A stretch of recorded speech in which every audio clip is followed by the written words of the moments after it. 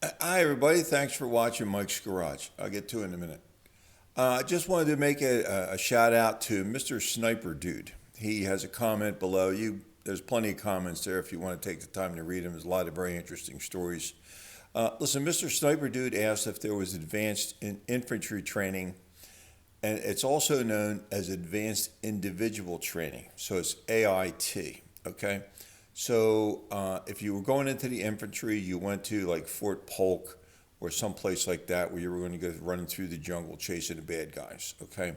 Very important to learn about booby traps, snipers, ambushes, things like that. I mean, all those things, how to respond to an ambush, and it's just unbelievable what they teach you there. It's very, very helpful and saved a lot of lives. The advanced individual training, if you were going to be a driver, if you were going to be a tank operator, if you were going to be an MP, if you were going to be a cook, if you wanted to be a clerk, if you wanted to be a radio operator, anything like that. You went to AIT, Advanced Individual Training, and you learned about that. And most forts had their own version of how to do that. Fort Dix had a lot of different courses you could take, radio, MP, things like that. Benning had the same thing. 101st Airborne was in Benning. 82nd Airborne was at another base. So you learned to be a paratrooper. At the same time, you learned how to be a soldier, sniper, small weapons expert, how to do all those kind of things, okay? How to hunt down the enemy, how to set up booby traps, how to set up an ambush, how to disarm all those things, all that stuff you had to learn in order to survive. So everybody had their own version of advanced infantry training. I know we used to do training at the motor pool where I was just for, we had guys that were 18, 19, 20 years old, never drove a vehicle, only rode in a car once or twice, and they joined the military. Some of them joined the military, some of them were drafted, okay? That's the way it was back then. And you had to teach them how to drive. Teach them how to drive stick shift, 18, 19, 20 years old.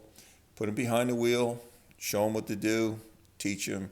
Takes about a week, drive every day. And it's not just a matter of getting in the vehicle and driving. It's shifting, upshift, downshift, turn, shift at the same time. The vehicles we had didn't have power steering. They didn't have synchronized transmissions, some of them. So for you older guys, you had a double clutch up, double clutch coming down. That was a lot of rowing, a lot of leg work to get all that coordinated. If you're a younger guy and you don't know about synchronized transmissions or unsynchronized transmissions, it was a lot of labor to drive an unsynchronized transmission in a truck. Okay, so maybe I'll do a video on that, just showing you and explaining to you how to drive a 4-speed, 2.5-ton or 5-ton dump truck that did not have a synchronized transmission. It's a lot of work pumping that clutch up and down. So, okay, I hope that answers his question there. MP training was grueling. You had to know how to do self-defense.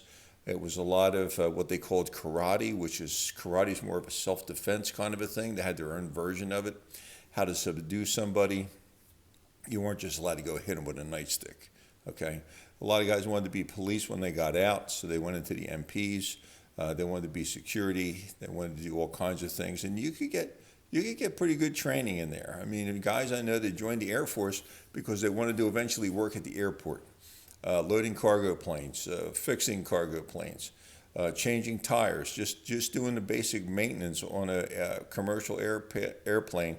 You learned all those skills in the military. So it wasn't a bad place for everybody. Some guys went there and learned a job or career that they did their whole life. So good for them.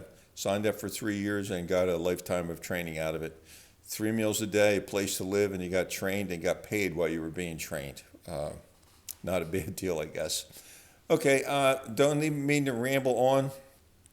Thanks for the question there, Mr. Sniper Dude.